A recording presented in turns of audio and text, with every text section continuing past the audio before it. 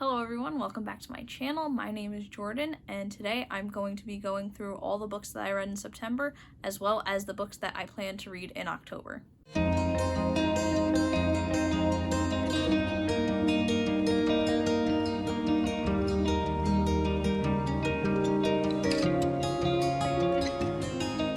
So September actually ended up being a really great reading month for me. I managed to get 10 books in, which I'm pretty sure is the most that I've read in any month this year. So far, September has been my best reading month.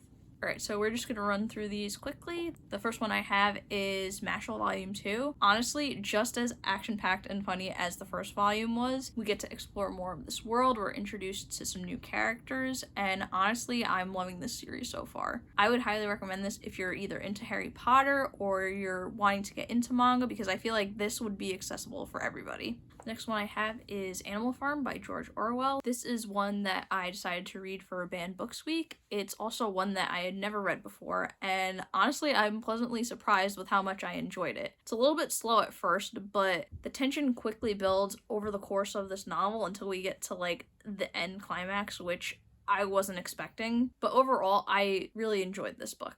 And the second book that I read for Banned Books Week was The Awakening by Kate Chopin. I feel like I enjoyed this a little bit better on this second read of it, just because I thought the writing was so beautiful. So on top of the books that I already mentioned, I also managed to reread the entire Harry Potter series, which, let me tell you, was an experience. So I've never marathoned all of the books back to back to back, because the first time I read them, the last couple were still coming out, so I was never able to read the whole series in one sitting. So I really enjoyed reading them all at the same time because it definitely helped solidify the story better. And of course, everybody has their favorites of the series, so I was kind of curious as to how I would rank the books. So I kind of came up with my own personal ranking of the books from least to favorite. Alright, so out of the 7 books, my least favorite would definitely have to be Order of the Phoenix. I know that a lot of horrible stuff happened to Harry up till this point of the series, and so he does have the right to be angry and express his feelings as such, but it just doesn't make for an enjoyable read. And for as long as this book is, I feel like nothing really happened in it. There really was no adventure, action, that are definitely a huge part of some of the other books in the series. And let's face it, I absolutely hate Dolores Umbridge. Alright, and then the next one on my list would be Chamber of Secrets. You know, we're still in the beginning of the series, so we're getting used to the world and magic and characters. And again, I feel like not that much happened in here. Hermione was missing for a decent portion of the book, and I just don't like Gilderoy Lockhart, like, at all. Alright, and then next we have Goblet of Fire. For this one, I feel like the beginning was very slow, and it definitely takes a while to build up to the actual plot and figure out like what's going on. But the climax was so action-packed, so quick, so fast-paced. So I would say this is pretty average as far as the series goes. It's not the worst and it's not the best. Alright, and then right in the middle we have the first book in the series, Harry Potter and the Sorcerer's Stone. It's definitely one of my favorites of the series, but I think had it been a little bit longer, it would have been a little bit better. And I also hate that the first chapter that we're ever reading is about the Dursleys, because they're just horrible. But honestly, I love this book so much. It's a great introduction to the world and magic. Alright, and then the next one we have is Deathly Hallows. Again, this one was an okay read for me. It wasn't my favorite, but we finally get the battle between Voldemort and Harry, so it does pay off in the end. I feel like it kind of suffered in the middle as far as the plot goes. And obviously, I'm not happy about the amount of people that died in this book. Alright, and then we have Harry Potter and the Half-Blood Prince. Not gonna lie, this one was a shock for me. It was never really one of my favorites, but on this reread of it, I don't know, there was just something about it that I really enjoyed. And not gonna lie, definitely got misty-eyed with this one, as well as the Deathly Hallows. Overall, I was pleasantly surprised with this one, and it definitely deserves a spot at the top of my list. Alright, and then last but not least, my personal favorite of the Harry Potter series is definitely Harry Potter and the Prisoner of Azkaban. This is my absolute favorite of the series.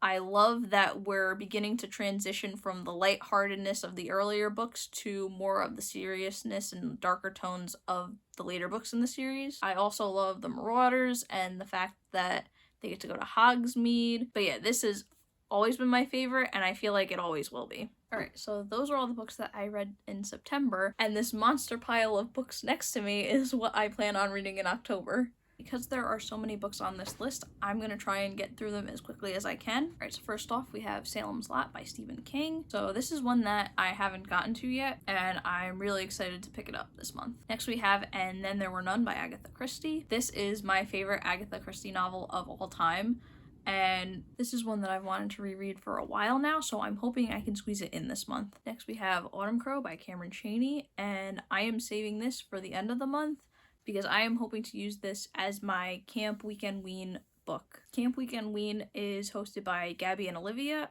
I will put their links in the description below. But basically, it is a readathon with a bunch of different scary prompts that is taking place over Halloween weekend. So yeah, I'm really excited for that. Really excited to read this book as well. Great, so the next two books that I have very similar plots, as well as very similar sounding titles. So we have The Haunting of Hill House by Shirley Jackson and Hell House by Richard Matheson. So I'm not going to go into too much detail about these because I'm planning on making a video where I compare the two of them, so stay tuned for that. But I think the basic premise is a group of investigators coming to the houses that are supposedly haunted. And from what I'm getting from the blurbs on the back, I feel like one of them is going to be more horror-based and the other one is going to be more psychological. Next we have Red Right Hand by Levi Black. I don't know too much about this one. I kind of just picked it up because the title of the book is also the title of one of my favorite Nick Cave songs. I think she's supposed to be like a demon hunter or something. Then we have A New Darkness by Joseph Delaney. This one is about some kind of monster or being that's terrorizing this village. Then we have The Bone Houses by Emily Lloyd Jones. This one is about a group of siblings who work as gravediggers, and I believe that some of the bodies are coming back to life and are attacking people. I got this one a while ago, but I just never got to it, so I'm excited to get to it this month. Next we have The Essential Tales of H.P. Lovecraft. I actually have never read anything by Lovecraft. I'm excited to get into a few of his short stories and see what he's all about. Next one we have is Spooky New Jersey, which is a collection of short stories and folklore. I already read a couple of the stories in here, but I wanted to give some of the other ones a shot. Next we have Beastly Bones by William Ritter, which is the second book in the Jacoby series. I absolutely loved the first book, so I'm really excited to see what's going to happen in this one. Then we have Hocus Pocus and the all-new sequel. I'm excited for this one. I feel like this is going to be more of like a lighthearted kind of read. I absolutely love the movie. I watch it every year during Halloween. My only concern is that this is probably aimed at a younger audience, so I'm afraid that I'm not going to enjoy this as much as I enjoy the movie. And then finally we have The Casebook of Victor Frankenstein by Peter Ackroyd. Again, not too sure what this one is about. This one has also been sitting on my shelves for a really long time, so I feel like now is the time for me to either read it or unhaul it.